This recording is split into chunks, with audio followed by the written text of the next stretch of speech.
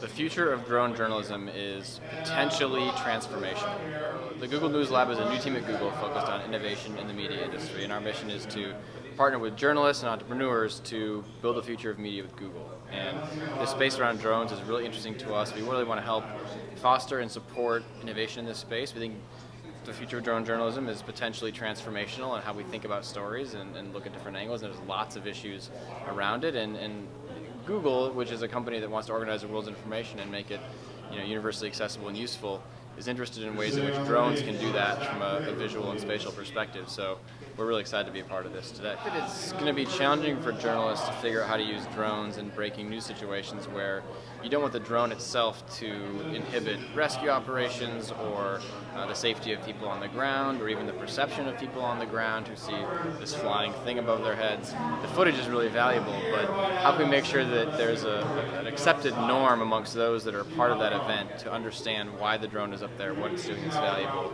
and how it can be used to expose and amplify an event to an audience much larger than the one gathered. Probably the most interesting thing I saw was PhotoKite, which is this drone that is actually on a tethered wire.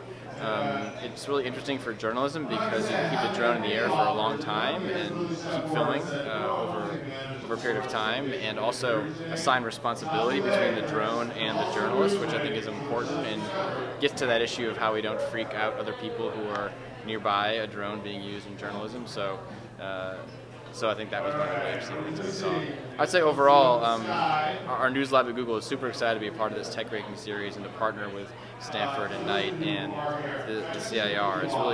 It's a neat space to see where you bring together journalists and techies and developers and activists all into the same room and figure out, what can we do to help create the future of news through some of these new tools. So we're really excited for today, and we're looking forward to seeing what comes out of it.